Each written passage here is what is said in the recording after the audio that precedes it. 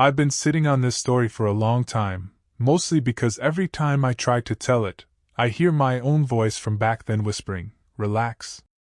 You're not a bad guy. You're just creative." This happened in my late 20s, when I was broke in that very specific way where you still look successful on Instagram. I had a decent job title, a rented apartment with furniture I didn't own outright, and a social circle that trusted me because I sounded confident when I talked about money. That last part mattered more than anything. The crime, if we're calling it what it was, started as a favor. Or at least that's how I framed it to myself. Friends kept asking me how I always seemed to make my money work. I'd read a few investing blogs, watched some YouTube channels at 1.25x speed, and learned just enough buzzwords to sound like I knew what I was doing. Passive income. Arbitrage. Short-term liquidity gaps. Say those things with a straight face and people stop asking questions. At the same time, I was drowning. Credit card debt, a car loan, and this quiet panic that if I slowed down even a little, everything would collapse. I needed cash, not forever, just temporarily. That's what I told myself. A bridge. A clever workaround. So when my friend Mark joked, "Man, I should just give you my savings and let you flip it," I laughed. And then I didn't. I said, "Honestly? I've been thinking about doing something small, just between friends. Low risk. Short term." That sentence was the real beginning. Not the money. Not the plan. The sentence where I convinced myself I was in control. What made it dangerous wasn't greed, at least not at first. It was how reasonable the idea felt when I turned it over in my head. I wasn't picturing yachts or disappearing to another country. I was picturing breathing room. A reset button. I told myself this wasn't stealing because I intended to give everything back. That logic did a lot of heavy lifting. I even believed it. The plan, in its earliest form, was almost boring. Pull a small amount of money from a few friends, put it into short-term opportunities, pay them back with a little extra, and prove I was as smart as I sounded. After that, I'd shut it down. Clean exit. Everyone happy. Of course, I didn't actually have those opportunities lined up. That part stayed vague. I figured I'd find them once the money was there. Or worst case, I'd juggle things for a month or two until my next bonus came in. I had spreadsheets showing timelines that could work if nothing went wrong. I focused on those like they were guarantees. I also leaned hard on trust. These weren't strangers. These were people who'd been to my birthday parties, who knew my parents' names, who had seen me stressed and tired and human. That made it easier to believe I wasn't really hurting anyone. They trusted me because I was me. I set a rule early on: no contracts, no emails, no paper trail. "This is informal," I said, like that was a feature. "I don't want it to feel corporate." What I meant was I didn't want anything permanent. Everything was supposed to be temporary: money, responsibility, consequences. Looking back, this is where I crossed the line. Not when money changed hands, but when I decided that intention mattered more than reality. I wasn't planning a scam. I was planning to avoid one. And somehow, that made it feel safe to keep going. Preparation didn't look like masks or burner phones. It looked like Google Sheets at 2 a.m. and half-empty coffee cups. That's another reason it didn't feel criminal. I was doing the same things I did at my actual job. Forecasts. Timelines. Little notes to myself like delayed payout if needed, written as if they were harmless contingencies. I made a list of potential investors, though I never called them that out loud. Friends. Friends of friends.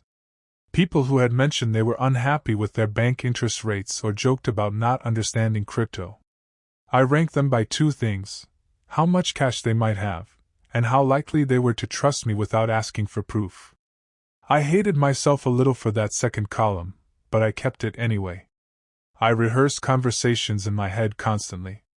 I practiced sounding casual but informed, like I wasn't trying to convince anyone of anything. "No pressure" became my favorite phrase. It disarmed people. It also gave me an out if I sensed hesitation. Ironically, that made me seem more trustworthy. To make it feel legitimate, I opened a separate bank account. I told myself this was responsible, clean accounting, transparency if anyone ever asked. In reality, it just made the whole thing feel more real, more committed.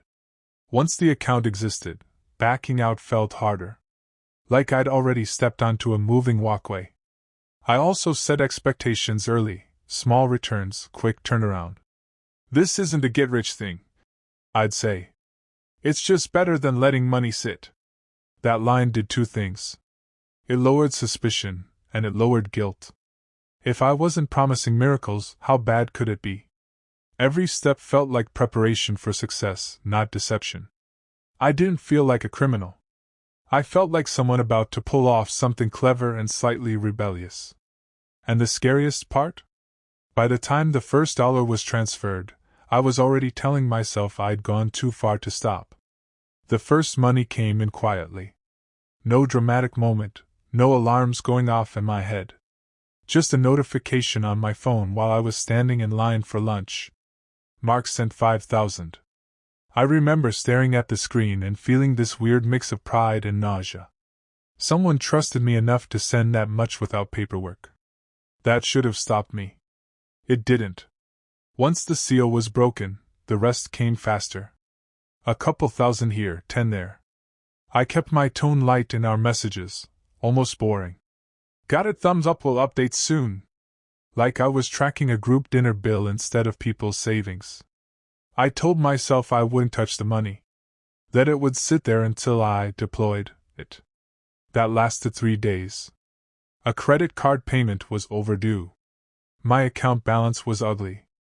I made a temporary transfer, to myself, fully intending to put it back. That was the moment everything shifted. The money stopped being abstract. It solved the problem. And once it did that, it stopped feeling like it belonged to them. After that first, temporary, transfer, things accelerated in a way I didn't fully notice until later. More people joined. Friends told friends. I didn't advertise. I just didn't shut up when someone asked how things were going. Pretty smooth, actually, I'd say, and that was enough. Success, even implied success, markets itself. I started paying out small returns to the earliest people. A few hundred extra here, a quick turnaround there. Nothing flashy. Just enough to trigger that magical sentence. Hey, this actually worked. When someone texted me a thank you, I felt a rush that surprised me. It wasn't just relief, it was validation. Proof that I wasn't lying to myself. I could manage this. The payouts created pressure, though. Once you give someone money back, they expect it again. So I leaned on new contributions to cover the old ones. I avoided thinking about that too hard. I told myself it was cash flow management, not anything illegal. At night, anxiety crept in. During the day, confidence drowned it out. I kept repeating the same thought, just a little longer. Then I'll fix everything. The first crack wasn't financial. It was emotional. People started asking questions. Not aggressive ones, worse. Casual check-ins. Hey man, when do you think the next cycle closes? Any updates? Stuff that sounded friendly but carried expectations underneath. I began spacing out replies, telling myself it was strategic. You don't want to seem too available. That's what professionals do, right? Still, every buzz of my phone made my chest tighten. I'd read messages and let them sit, watching the little, seen, indicator like it was a loaded gun. The math stopped working as cleanly. I had to move money around more often, timing transfers down to the day. I told myself this was normal scaling pain. Businesses had this phase. That's what blogs said. I started lying in small ways. Bank delay? Platform issue? Holiday slowdown? Each lie felt tiny on its own, almost forgettable. But stacking them was exhausting. I had to remember who I'd told what version to. The worst part was how normal everything else felt. Work, dinners, jokes. I was committing fraud in the margins of an otherwise ordinary life, and that made it terrifyingly easy to keep going. By this point, everything is under control stopped being a belief and turned into a line I performed for others. I said it out loud a lot. Sometimes to reassure friends. Sometimes to convince myself. The more I said it, the less true it felt. I started scheduling updates like a content creator schedules posts. Short, confident messages. Numbers rounded neatly so they looked intentional. I learned that certainty mattered more than accuracy. If I sounded calm, people stayed calm. If I hesitated, they leaned in. One night, I realized I was running simulations in my head during conversations. If this person asks for a withdrawal, I'll delay that payment, then borrow this amount from him. It was like mental Tetris, and I was always one bad piece away from losing. Sleep got weird. I'd wake up convinced I'd missed a transfer or sent money to the wrong account. I checked balances compulsively, like they might change just because I looked away. What scared me most was this: I was good at it. The lying. The juggling. And part of me liked knowing that. The first real threat to the whole thing came from someone I hadn't accounted for, Lena. She wasn't reckless or emotional. She was organized. Spreadsheet organized. She messaged me asking for a full withdrawal, not because she needed the money urgently, but because she was rebalancing. That word scared me more than desperate ever could. I told her no problem, gave her a date a week out. As soon as I hit send, my hands started shaking. I didn't have her money. Not really. It existed as a concept spread across other people's balances and my own expenses. I spent the next 3 days quietly rearranging everything, pushing deadlines, inventing delays for others. I almost pulled it off. Almost. The night before the transfer, Mark texted me asking for a small payout. Routine. Harmless. Except it broke the math. There was no room left. I sat on my couch staring at the numbers, realizing this was the first time I couldn't fix it with confidence alone. That was the moment I understood, this wasn't fragile anymore. It was unstable. And I was standing in the middle of it. I did what I'd been doing all along, just faster and sloppier. I called in favors. I hinted at limited spots, and final cycle, to 2 people I'd been keeping at arm's length. I hated myself while I did it, but I hated the alternative more. Collapse felt worse than manipulation. One of them sent money within hours. Relief hit so hard I laughed out loud, alone in my apartment. I remember thinking, see? You're still in control. I paid Lena the next morning, right on time. She thanked me. Said she appreciated how professional I was. That word, professional, stuck with me all day. It felt like a cruel joke. But improvisation has a cost. Each new person added weight. Each payout narrowed the margin. I was no longer planning, I was reacting. Every solution created 2 new problems down the line. The adrenaline kept me moving, though. I was sharp, focused, alive in a way I hadn't been in years. Fear and competence tangled together until I couldn't tell them apart. I didn't realize yet that this was the peak. After this, it was all downhill, just at different speeds.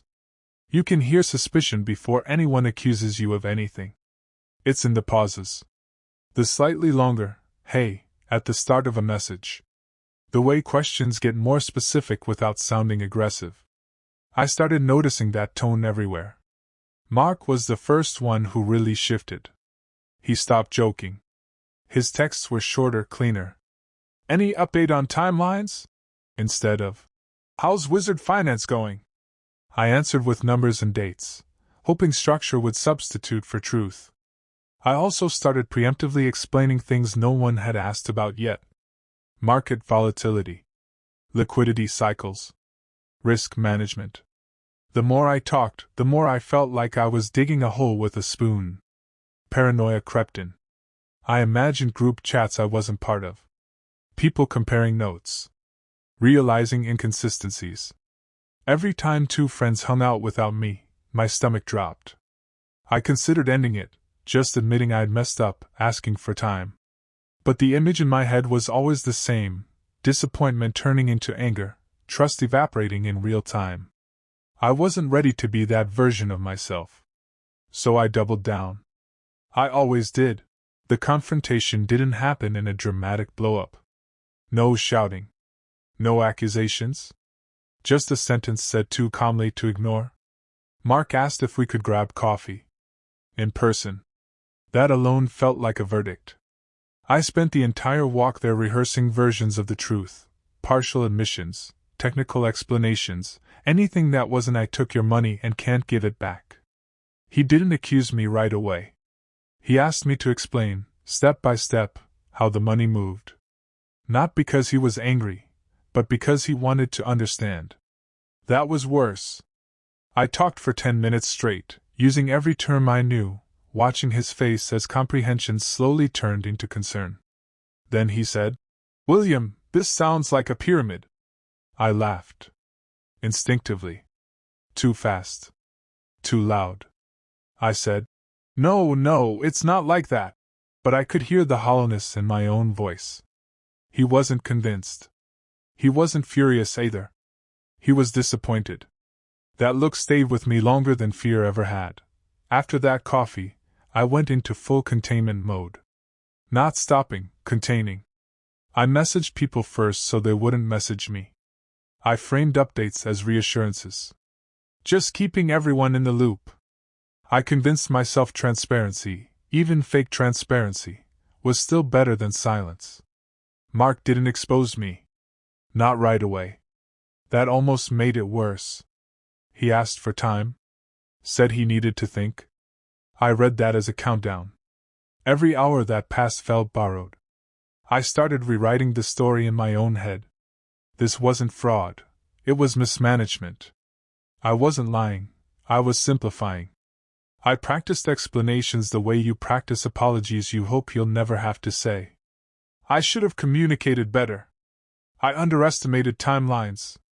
Always passive, always soft. I also started isolating. Fewer hangouts. Fewer calls. It was easier to lie digitally than in person. Faces carried too much information. The guilt shifted shape here. It wasn't sharp anymore, it was heavy. A constant pressure. I woke up tired, went to sleep exhausted, and carried the quiet knowledge that this version of me was temporary. One way or another, it was about to end. It didn't all fall apart at once. That's a myth. What really happened was worse. It unraveled in pieces small enough that I kept thinking I could still save it. One person asked for a full withdrawal. Then another. Not angrily, politely. Coordinated without knowing they were coordinated. That's how these things end. Not with panic, but with alignment. I missed a promised date. Just one. I sent a message blaming a transfer issue and bought myself 48 hours. In those 48 hours, Mark stopped replying. Lena went quiet. Silence spread faster than rumors. Then someone said the word lawyer in a group chat I wasn't supposed to see but did. My hands went cold. The adrenaline that had fueled me for months evaporated, leaving nothing underneath. No clever fix. No next move. I stopped checking the account. I stopped sleeping. I drafted confession messages and deleted them. I imagined police at my door, my parents getting a call, my name turning into a cautionary tale. Control wasn't slipping anymore. It was gone. The strange thing is, when it finally ended, it was quieter than I expected. No police. No dramatic exposure post. Just a series of brutal, adult conversations.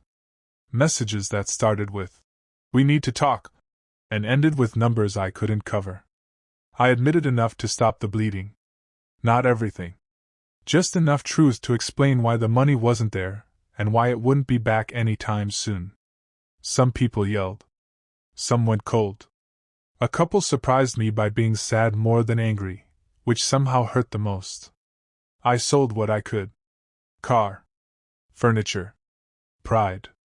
I set up repayment plans knowing they'd take years, knowing some people would never forgive me even if I paid every cent back. I accepted that. The adrenaline crash was real. Once the constant fear disappeared, it left this hollow exhaustion behind. I wasn't relieved. I wasn't panicking. I was just empty. Like a building after a fire, still standing, but permanently changed by heat. For the first time in months, I slept. And for the first time in years, I didn't feel clever at all. I don't tell this story to shock anyone. I tell it because it never felt like a crime while I was inside it. That's the part people don't understand. I didn't wake up wanting to hurt my friends.